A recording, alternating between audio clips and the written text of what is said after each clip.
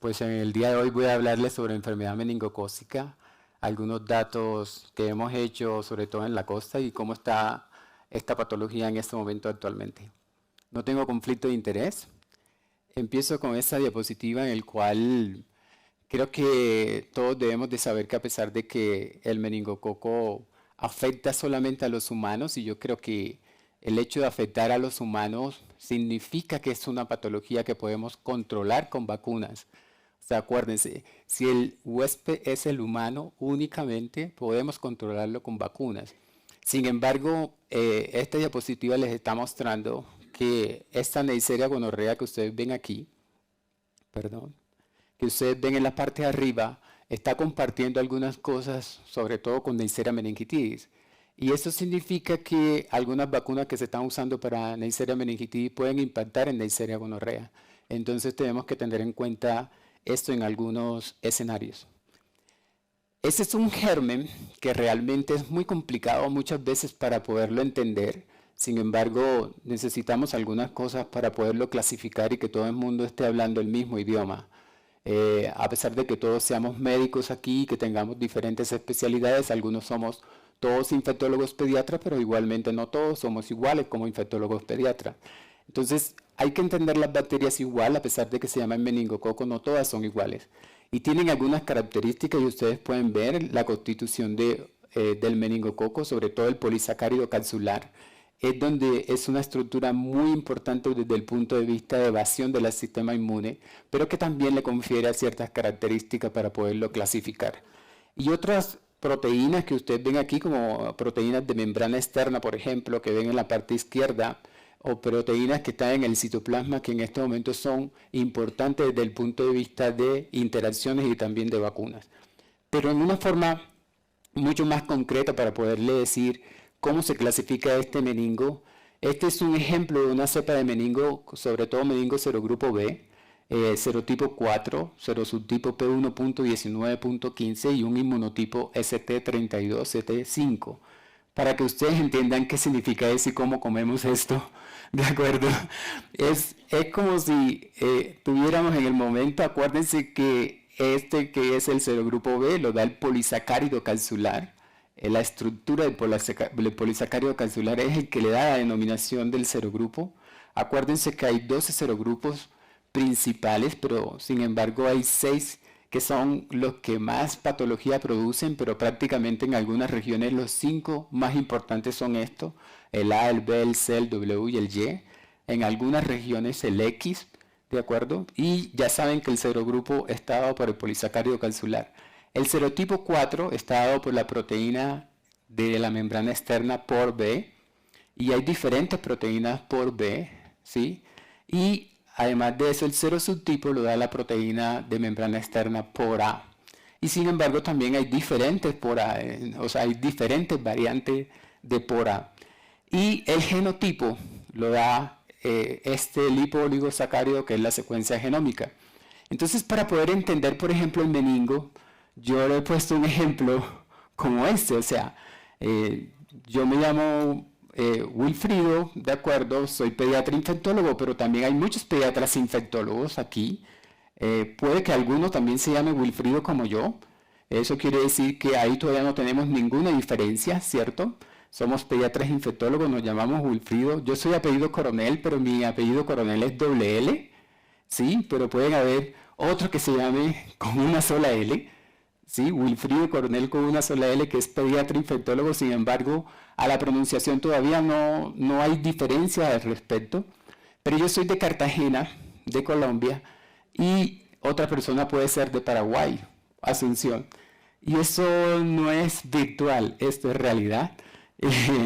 Hay un pediatra infectólogo que se llama Wilfrido Coronel, con una sola L. Somos pediatras infectólogos ambos. Y miren aquí la diferencia, o sea, es la diferencia. A pesar de que todos somos pediatras infectólogos, no somos iguales. Es igual como las cepas de meningo. O sea, puede ser todas serogrupo B o todas serogrupo C, pero no todas son iguales. Entonces necesitamos saber realmente qué es lo que tenemos. Esta es una patología, y no van a encontrar en mi charla la diapositiva de incidencia, o sea, porque hemos confundido la incidencia con la gravedad. Esta es una patología de baja incidencia, pero no tiene nada que ver con la gravedad. Esta es una patología de las más altas que produce mortalidad, a pesar de que su incidencia es baja. Por lo tanto, no podemos seguir diciendo y haciendo de que porque la incidencia es baja, esa patología no es mortal. Si a cualquiera de nosotros nos llaman ahorita a la urgencia de que hay un paciente con una probable meningocalcemia, todos los que están alrededor van a tomar quimioprofilaxis o se van a vacunar. ¿Por qué? Por el temor, porque se pueden morir. ¿De acuerdo? Entonces esta patología no tiene nada que ver con la incidencia desde su punto de vista de su gravedad. Entonces es una de las patologías, como ustedes ven, de las más altas que produce mortalidad. Y a pesar de que usted tenga un buen tratamiento, el 10% de los pacientes se mueren. A pesar de que usted haga todo lo correcto, el 10% de los pacientes se mueren. Entonces ahorita los voy a introducir en lo que está pasando en el mundo en este momento. En todos los continentes, el serogrupo principal es este serogrupo B que ustedes ven en la parte roja. Pero miren que de acuerdo a la edad de los pacientes, así también hay diferente prevalencia de los serogrupos. El serogrupo A, que se lo recalco aquí en la parte azul, es un serogrupo que desapareció del continente americano en los años 75. Y en Colombia hay algunos reportes hasta los años 80, ¿de acuerdo? 85.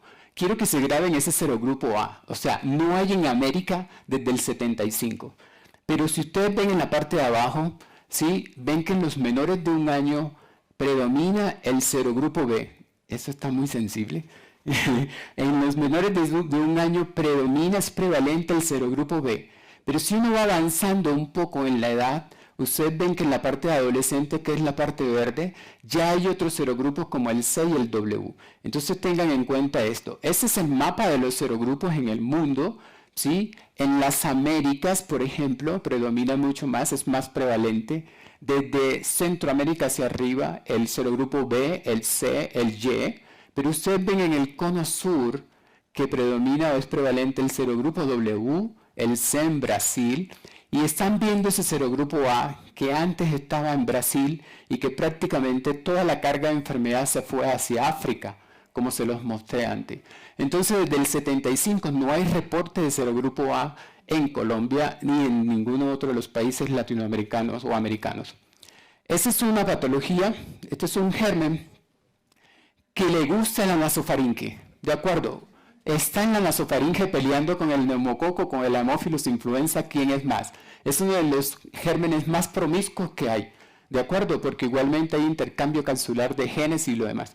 Entonces, ojo con esa aportación nasofaringea en la cual este germen es capaz, ¿sí?, de quedarse en la nasofaringe del paciente, permanecer mucho tiempo allí, o pasarse a otro paciente, o invadir al paciente. Entonces, eso depende que las circunstancias o la edad que tenga el paciente. Eso es lo que teníamos presente hasta hace unos cuantos años. Es decir, la mayor carga de enfermedad de este meningo eran los menores de 5 años, pero quienes portaban más el meningo eran los adolescentes y los adultos jóvenes. Resulta que esta aportación va cambiando de acuerdo a la edad y puede durar meses, ¿sí? O puede ser muy corta. Y cuando es muy corta, muchas veces no podemos entender la dinámica de la aportación. Pero los adolescentes y adultos jóvenes son los que más portan. Ese es el estudio donde muestran todos los estudios de portación nasofaringea, ¿de acuerdo? Y van desde 0.1, desde 1% hasta casi 40% de portación. Y este es el estudio hecho en Bogotá en el 2015, donde se demostró que la portación estaba alrededor del 6.8% en Bogotá, ¿de acuerdo?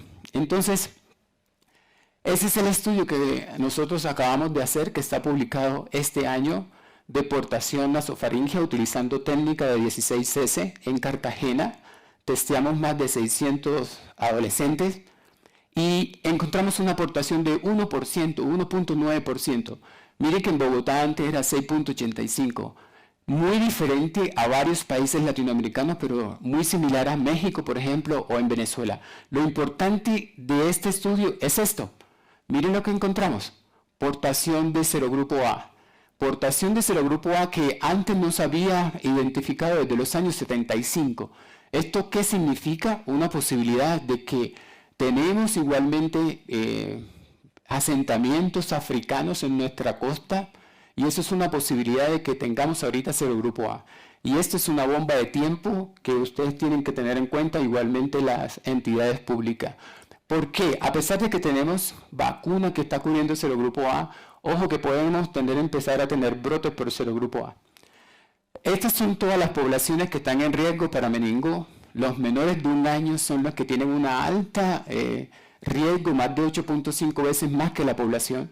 Pero ustedes están viendo que los adolescentes, las personas que están privadas de la libertad, uno tiene que entender el meningo de dos maneras. Las personas que tienen riesgo de padecer meningo y las situaciones a las cuales yo puedo tener riesgo de tener meningo. Una situación es esta. Estamos ahorita compartiendo el hacinamiento, estamos a menos de 2 metros compartiendo. Eso es lo que le gusta al meningo, el hacinamiento, ¿de acuerdo? Este tipo de situaciones. Entonces, fíjense que de pronto no todos los médicos tenemos el mismo factor de riesgo, pero sí hay personas con factores de riesgo. Entonces, aquellas personas privadas de la libertad, aquí los militares tienen un factor de riesgo, sobre todo pues, más por la situación, más que por ellos mismos. Pero hacia dónde vamos es los adolescentes. Los adolescentes en ese momento tienen un alto riesgo de deportación, pero también de carga de enfermedad y de muerte. Anteriormente no lo estábamos viendo de esa manera. Todos estos estudios que ustedes están viendo es porque además de la aportación se está reportando carga de enfermedad y de mortalidad en adolescentes. Y esa mortalidad, les quiero decir, ya no es como lo veíamos antes. ¿De acuerdo? Esa sintomatología de fiebre, cefalea y rigidez de nuca, ya eso no lo vemos frecuentemente. Esta patología está cambiando. La sintomatología desde el punto de vista neurológico, como ustedes lo ven allá, es tardía, o sea, no podemos esperar a que el paciente llegue a la urgencia con un compromiso meningio. Sin embargo, los datos iniciales de esta patología son realmente inconfundibles. Se puede parecer a un dengue, a un chikungunya, a un zika, a una influenza. Es muy difícil, leptospira igual en una forma inicial. Miren que hay mucho dolor muscular, dolor abdominal, que es lo otro que estamos viendo, y por eso la presentación es atípica de esta patología en este momento. Los pacientes se presentan con fiebre, dolor abdominal, diarrea, e igualmente artromialgia. ¿Eso qué es? Un dengue hasta que se muestre lo contrario. ¿De acuerdo? Una leptospira. Y resulta que tienen una patología como esta, como meningo. Entonces, los adolescentes son en este momento el objetivo, sobre todo aquellos adolescentes que están en estado de fumador pasivo o activo, están teniendo igualmente un alto riesgo tanto de deportación como igualmente de enfermedad. Otra población es aquella población, por ejemplo, que está bajo tratamiento de anticuerpos monoclonales, como ustedes lo ven aquí, eculizumab, tienen más de 2.000 veces riesgo de tener esta enfermedad meningocócica. Los pacientes con VIH, 3.5 a 4.5 veces más. Y los microbiólogos que se tienen que vacunar cada 5 años porque tienen el riesgo de tener una enfermedad invasora casi 13 veces casos por 100.000. Esta es una patología que está cambiando totalmente, así como muchos de los datos de meningitis. Las características clínicas están siendo muy inespecíficas, es limitado el diagnóstico, y si el paciente es inmunocomprometido, menos datos desde el punto de vista clínico tenemos. Entonces, por eso la importancia de la biología molecular, utilizar más biología molecular para poder detectar estos gérmenes. Este es un ejemplo en Brasil, donde miren, casi el 85% se mejoró el diagnóstico en el aislamiento y el reconocimiento del meningococo como causante de esta patología. Y ese es en Argentina, casi un 35% más incrementó el diagnóstico de esta patología. Eso es lo que no podemos esperar. Hasta alguien que no tenga conocimiento, por ejemplo, de esto, sabe que este paciente está grave. Este es uno de nuestros pacientes del brote de Cartagena, que duró 3-4 horas en la urgencia y falleció. O sea, todo el mundo sabe que está mal, que tiene un RAS purpúrico generalizado y que realmente el pronóstico es realmente muy malo. Esta es una presentación tardía a la cual no queremos llegar. Y esta patología produce muchos datos de secuela. El que sobrevive tiene secuelas importantes, ¿de acuerdo? Y estas secuelas, lo que necesitamos en este momento es costearlas, identificarlas, porque si yo le preguntara a la mayoría de los que están aquí cuántos casos de meningo han visto, ustedes van a decir que uno a veces, o de pronto nadie ha visto, pero realmente es una patología que no da espera, que mata a los pacientes en horas, que es subdiagnosticada y que por lo tanto es muy difícil que lo costeemos.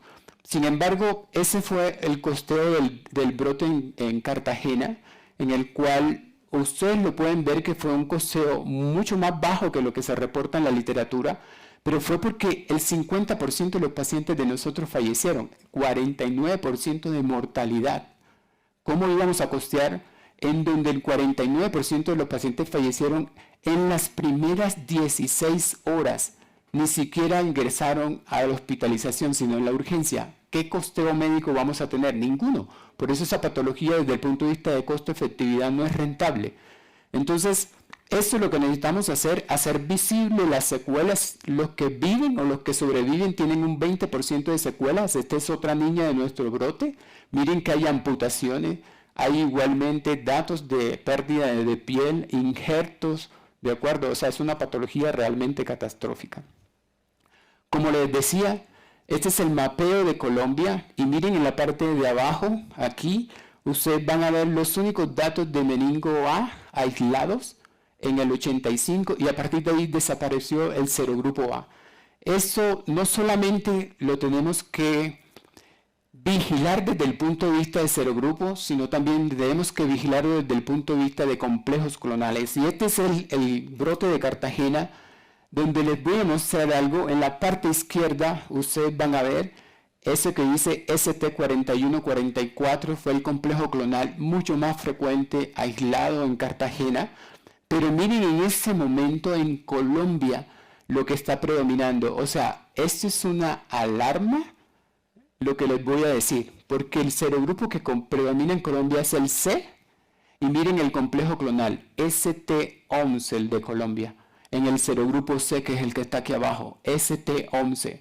Es un serogrupo con un complejo clonal supremamente virulento, encontrado igualmente en Chile en el serogrupo W y en Inglaterra en el serogrupo W.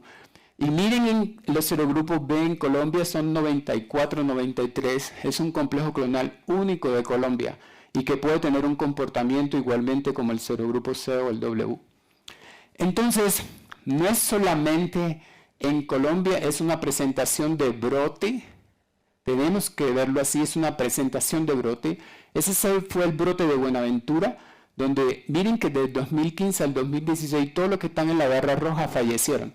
Y a partir de ese brote fue que Colombia pudo implementar la vacunación contra meningo para controlar brote. No ha sido una estrategia adecuada, muchos no conocen de que realmente tenemos vacunas para controlar brote. Entonces lo que necesitamos realmente es implementar la vacunación en el adolescente. Es una presentación de brote. Miren en el 2017 todos los brotes en Colombia, muchos en las fuerzas militares, muchos en la población privada de la libertad. Y en el 2018, ahorita lo van a ver, ese es uno de los brotes más fuertes en las fuerzas militares, en el Cesar. Y en el 2018 miren igual, de acuerdo, fuerzas militares, gente privada de la libertad. Esa es la presentación en Colombia. Y lo que me preocupa de Bogotá, aunque ustedes no lo sepan, aunque estos son los datos de 2019, aunque vamos allá a analizarla hasta el 2021, es esa mortalidad. ¿Lo ven abajo? Letalidad. La letalidad viene en ascenso. Aquí en Bogotá, esta es una de las más altas, 30-33% de letalidad en Colombia por meningo. Y ese es Medellín. Medellín tiene una presentación de brote igualmente como Cartagena, cada 8, cada 10 años, donde el serogrupo B y C son los más frecuentes. Eso era hasta el 2019. En Colombia el serogrupo C es el más frecuente. El B después pasó a un segundo lugar. En el 2020 ustedes pueden ver el serogrupo C sigue siendo el más prevalente. En Colombia la población más afectada son los de 15 a 29 años y y los de 30 a 49 años, seguidos de los menores de 1 año. ¿Sí? Esa es la población más afectada. Hay presentación como meningitis, pero cada vez, como cambió también para neumo, no solamente se reporta en meningitis, sino también se reporta en otras presentaciones, como por ejemplo meningococemia o artritis séptica o neumonía solamente. Y miren que las ciudades o los departamentos más que con mayor compromiso y ciudades son Bogotá, Medellín, igualmente Antioquia y Valle. Son los que más en ese momento tienen afectación de meningo. Al 2022, como lo mostró Germán, hubo una caída durante la pandemia y miren, nuevamente empezamos a tener casos tanto de meningo como de neumococo como de Haemophilus influenza. Lo que les quiero mostrar es que en el 2022 la letalidad de meningo fue una de las más altas sobre neumococo y sobre Haemophilus influenza. Y lo que está pasando en el 2022 es que están apareciendo serogrupos W, sobre todo en Antioquia, y nuevamente aquí en Bogotá serogrupo B, que antes no estaba tanto el B en Bogotá, sino más que todo serogrupo C. Este es el pipeline de vacunas de meningo. Ustedes las van a encontrar cuadrivalentes, igualmente monovalentes. Las más importantes son las cuadrivalentes A6JW, sobre todo conjugadas, y vacunas contra B, que son vacunas recombinantes que en este momento no tenemos todavía en Colombia. Estos son los únicos países que tienen vacuna de meningo dentro de su PAI, tanto vacuna de monovalentes como C, por ejemplo, en Brasil, pero también cuadrivalente en la parte de adolescentes. Y ese es lo último en la parte de vacunas, ya está casi en fase 2-3, casi en fase 3. La vacuna contra meningo pentavalente, incluyendo el serogrupo B. Acuérdense ustedes que el serogrupo B es un serogrupo un poco más difícil porque igualmente su polisacárido calcilar es muy semejante a nuestras células de adhesión neuronales y por lo tanto no hay una vacuna conjugada contra el B. Entonces ha sido un poco difícil conjugar el B con los demás serogrupos. Esto lo escribimos el año pasado, sobre todo en la parte adolescente, y donde ustedes van a encontrar toda una descripción de la carga de enfermedad, igualmente cómo están los esquemas de vacunación en Latinoamérica contra meningo. Esas son las medidas de prevención generales, pero yo creo que la mejor prevención es la vacunación, ¿sí? Pero sin embargo aquí está la parte de quimioprofilaxis en la última revisión del Red Book. Y hacia donde vamos es esto, es a derrotar la meningitis. Acuérdense que ahorita en octubre festejamos lo de la meningitis, supuestamente. Como les digo, es una patología que es exclusiva de los humanos y por lo tanto se puede erradicar si es exclusiva de los humanos, así como la viruela, en el momento en que estamos con lo de la viruela. Esta es una patología que afecta solamente a los humanos. Y miren que sí lo podemos erradicar. Y por eso ahorita lo de la OPS, que en la parte de la hoja de ruta hacia la eliminación de la meningitis, tanto para neumo como hemófilos, meningo y estreptococo del grupo B. Esos son los objetivos. Necesitamos eliminar que aparezcan epidemias o brotes de meningo. O sea, yo todavía no lo he podido entender. O sea, ¿por qué nosotros estamos más inclinados hacia el tratamiento y no hacia la prevención? O sea, ¿por qué estamos esperando a que suban las tasas para poder empezar a implementar cosas de prevención? O sea, es que es el momento. O sea, yo eso realmente de verdad no lo entiendo. O sea, si tenemos una tasa de incidencia supremamente baja, ¿por qué tengo que esperar a que suban las tasas o por qué tenga que tener una zona endémica con una mayor tasa para poder empezar a implementar vacunación? Siendo una patología catastrófica, no lo puedo entender. Hay que reducir los casos de meningitis y esto se hace con vacunación. Ojalá aumentar la cobertura vacunal de un 50 a un 70%. Y lo otro es reducir la discapacidad para mejorar la calidad de vida de nuestros pacientes. Y esos son mis últimos mensajes. Esta enfermedad realmente es una enfermedad que es cambiante, impredecible en el tiempo geográficamente, ¿sí? Es una patología subdiagnosticada, pero es porque a veces no da espera, porque mata a los pacientes en horas, porque a veces Teníamos que poner antibiótico, pero no tomamos cultivos, pero a veces si ponemos antibiótico y tomamos cultivos no crece esta bacteria. Acuérdense que si ustedes ponen antibiótico en 2 horas, este germen se murió, ¿de acuerdo? Y usted no lo va a encontrar en los cultivos. Esta es una enfermedad que tiene mucha más prevalencia o predilección por los menores de 5 años y adolescentes y adultos jóvenes, acuérdense.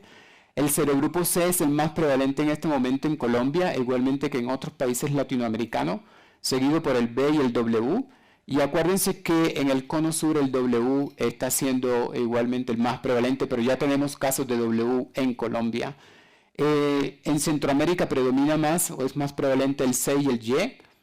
Y ojo, que se está viendo un comportamiento. Quiero decirles algo muy interesante, no me demoro 5 segundos.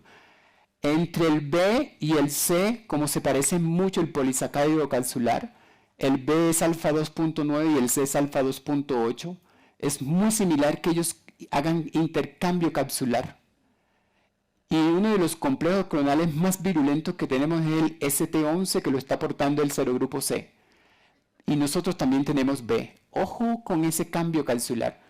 Jay Lucidarme de Inglaterra dice que si el B nuevamente adquiere el complejo clonal ST11, que fue el primero que tuvo hace muchos años y que perdió, pero que si lo adquiere va a ser catastrófico, porque el B es uno de los serogrupos más prevalentes y con ese complejo clonal hipervirulento, créanme que nos tenemos que agarrar. Pero se está viendo un comportamiento entre el W y el Y porque se parecen de intercambio capsular. Pero entre el Y y el B no se estaba viendo, pero ya hay unos datos entre intercambio capsular entre el Y y el B. Así que tenemos que estar alerta de las cosas. Muchos hacemos vigilancia pasiva, pero necesitamos hacer mucho más vigilancia activa.